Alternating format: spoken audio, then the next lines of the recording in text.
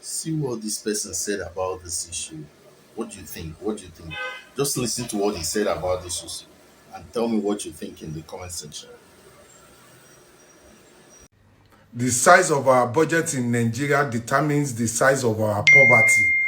So when you have small budget, the poverty is low. Let us take, for example, 10, 11 years ago, before APC coming, Jonathan Goodluck last budget was 4.9 trillion. 4.9 trillion. At the time, we were buying fuel for 87 naira. At the time, we were buying bread for 100 naira. At the time, we were buying pure water for 50 naira. At the time, we were buying egg for 70 naira. At that time, and our budget was 4.9 trillion. Are you with me? Now, let's fast forward. 2014, 2015, when Buhari came in 2015, he reduced that 4.9 trillion budget to 4 trillion. That time too, everything was still looking normal. Things don't they increase, but we are okay. More people going down poverty. Now, let's jump. 2020, 2021, budget moved to 13 trillion. From 13 trillion, 2022, 17. 2023, about 23 or something. 2024,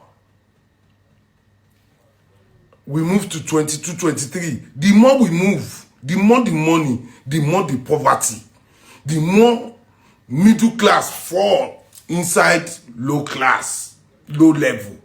The more middle class they enter poverty level. 2023, 24, we move to 49 trillion. 49 trillion for 2025. 2025, now the poverty eats more. 2023, 2025, 2024, 2025, the poverty can't come in a full form.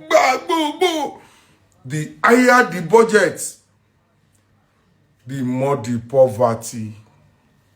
So that money they are talking yesterday, now the latest budget is 54 trillion.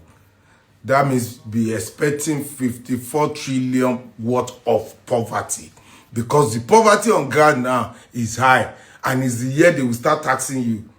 Up till now, local governments are not getting money. So you are hearing big trillion, but our roads are still bad. The more the budget, the lower our standard of living.